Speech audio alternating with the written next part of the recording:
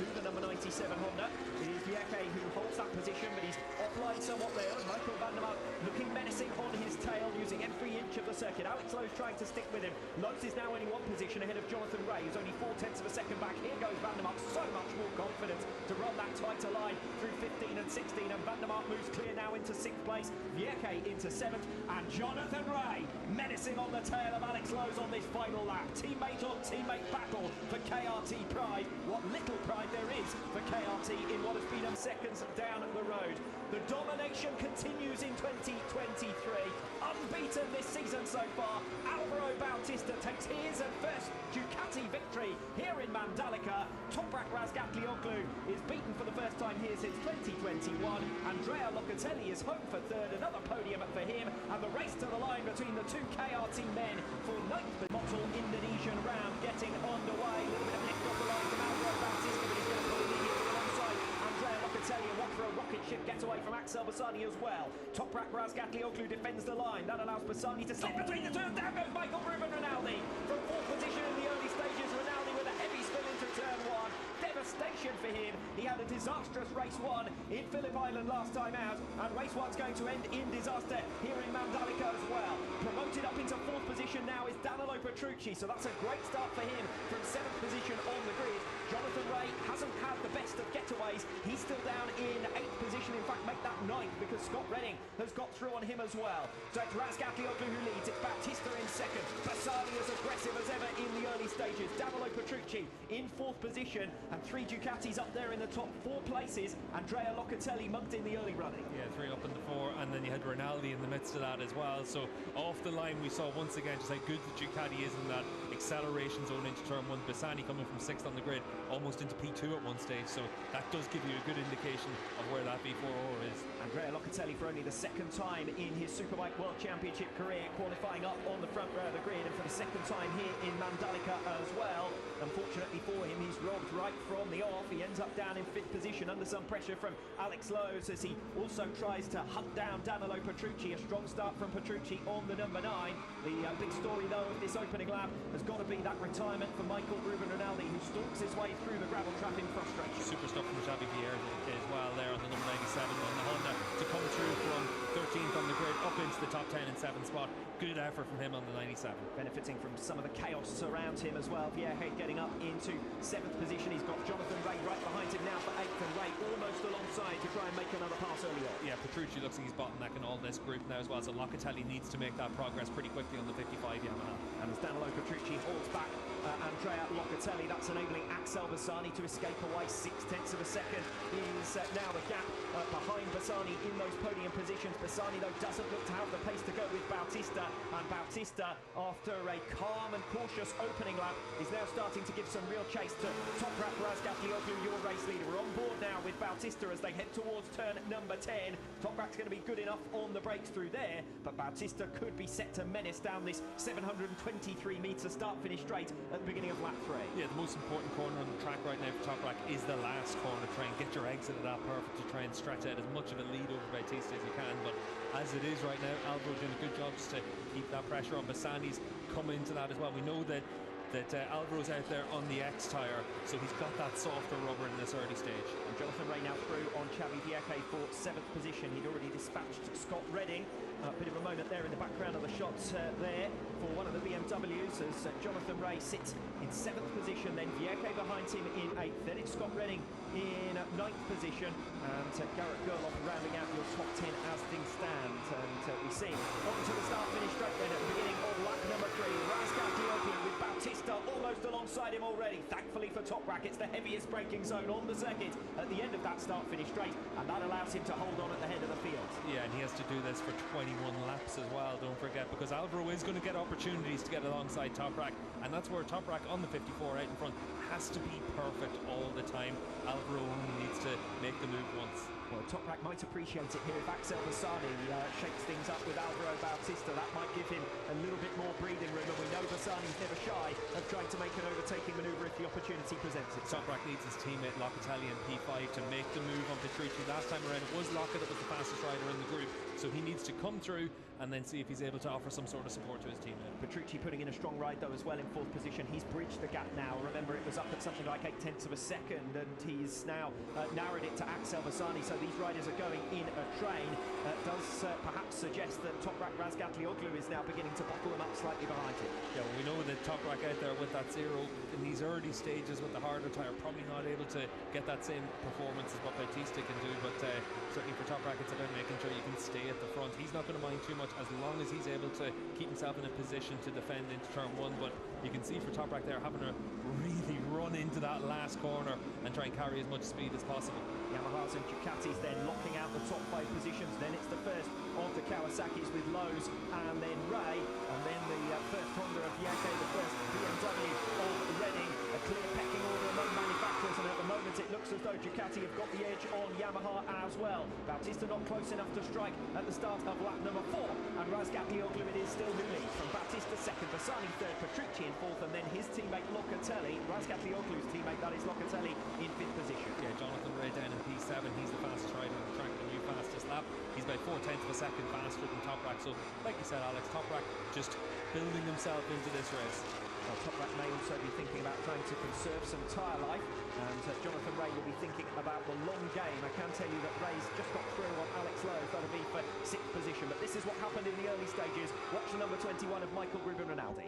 Yeah, Rinaldi just comes in, tags the back of Bassani there, and unfortunately for Ducati, 4 Ducatis into the one corner don't really go too well, and Rinaldi just gets caught out. Yes, he's gone to the inside to try and make the pass, and he can't quite slot between the two of them, and Rinaldi is out of the action as early as turn number 1. 19 riders still going in race 1.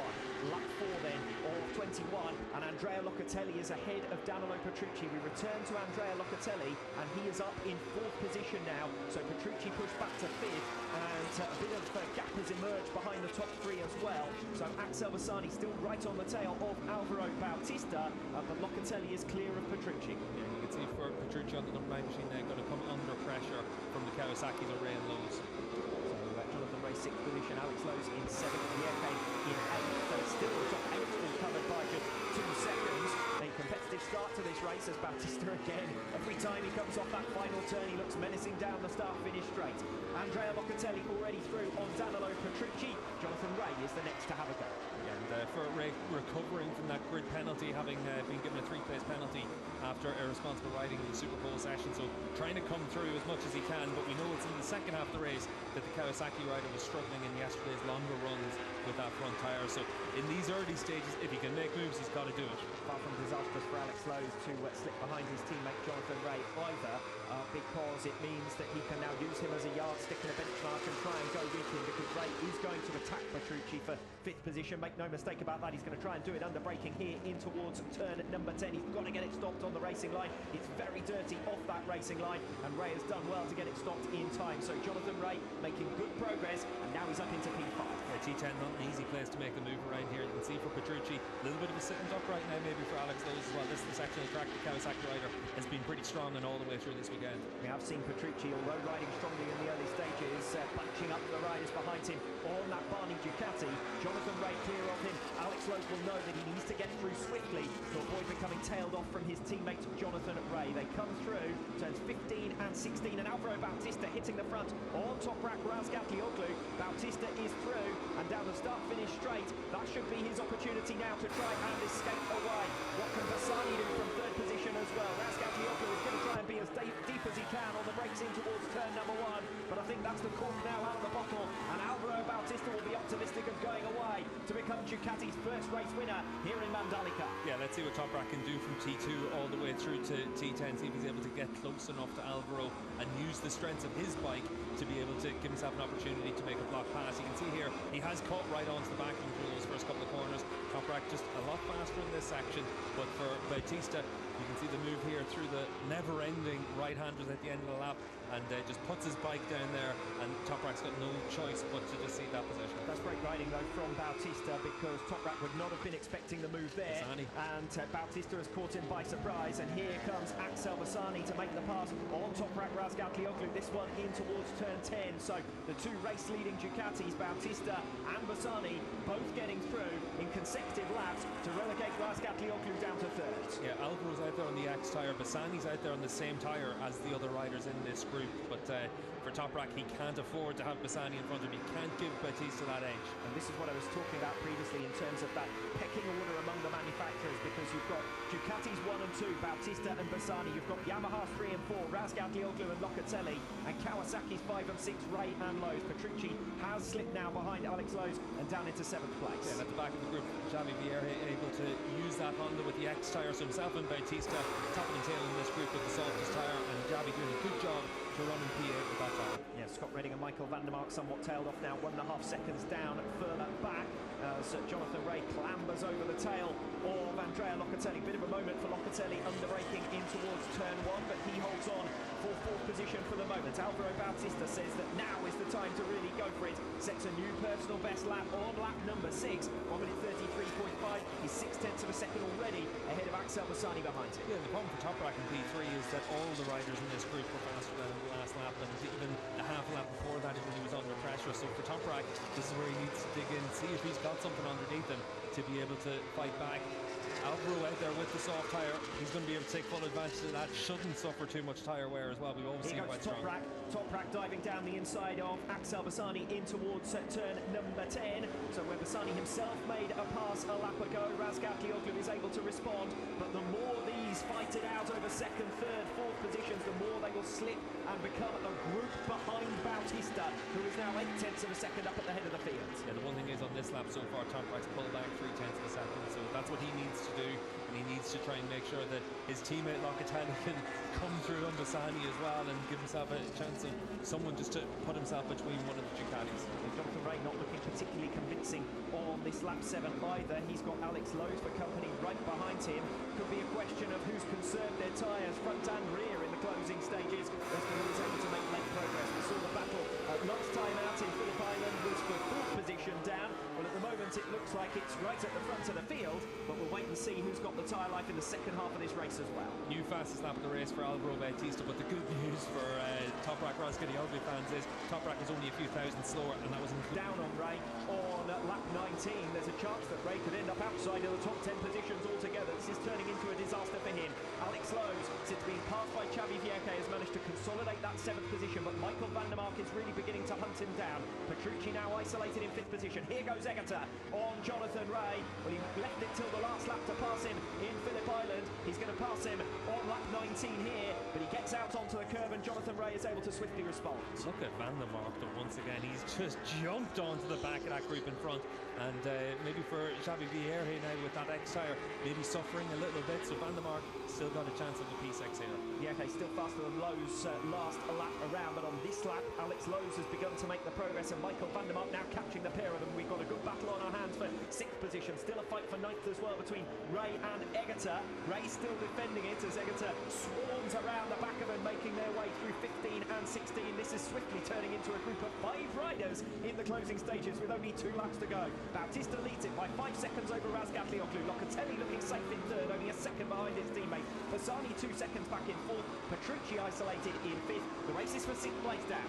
Yeah, the race is for 6th down. Xavi Vierge doing a really good job in 97 right now, but at mid-34, so his pace has fallen off quite a bit. Maybe that X tyre just starting to feel the strain. We know the Kawasaki of Jonathan Ray really struggling with that front tyre, and we saw Alex Lowe's struggling a little bit to maintain his pace as well, so similar issue for him in all likelihood. But for Kawasaki rider, he's trying to hold off Michael van der Mark, the number 60. He's been coming like a train, and he's going to try and come through into P7. Yes, position 6 and 7 is where the action is on this penultimate lap, with Xavi Vierge defending against Alex Lowe's and Michael van der Mark trying to pass the pair of them. Jonathan Ray still ahead of Dominic Egerter. Here's the move from Michael van der Mark. Then that was a matter of time on Alex Lowe's, and that's for 7th position. And next in line for Michael van der Mark, he has every chance of getting through on Xavi Vierge for 6th position as well. That really would be an excellent effort from Michael van der Mark. Yeah, and Lowe's needs to stick with van der Mark and see if he's able to follow him through on Xavi as well. Yes, Lowe's has been stuck behind Vierge for some laps now since losing the position to the number 97 Honda.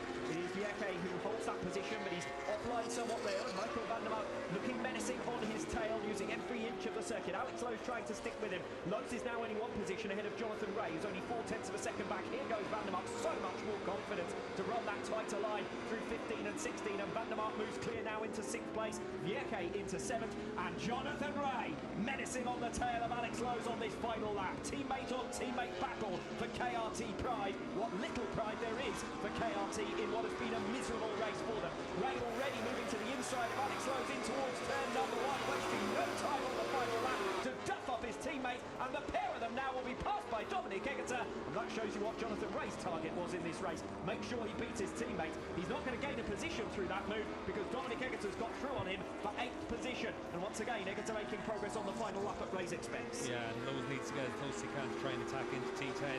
But you can see for Rea, we saw it with Van der Mark, we've seen it there with that move there as well. All he's thinking about is the rider in front of him, and he's just trying to hold on to anything he can. Lowe's needs to get himself close enough here to try and attack into 10. I don't think that move's going to go down too well back in the KRT pit boxes after this race, because Jonathan Rea was excessively ambitious there in towards turn number 1, and he must have known that he was going to impede his teammate Alex Lowe's, and it's cost both of them a position. Well, Alex Lowe's loses 2, of course, down from 8th into 10th place. Lowe's may well attempt to recover here in the closing stages. The gap is nothing between the two of them. Back to the front of the field because Bautista is making his way through the final 2 turns. It is going to be Alvaro Bautista home to win it once again. Razgatlıoğlu 5 seconds down the road. The domination continues in 2023. Unbeaten this season so far. Alvaro Bautista takes his first Ducati victory here in Mandalika. Toprak Razgatlıoğlu is beaten for the first time here since 2021. Andrea Locatelli is home for 3rd, another podium for him, and the race to the line between the 2 KRT men for 9th position. Jonathan Rea just about holds on ahead of Alex Lowe.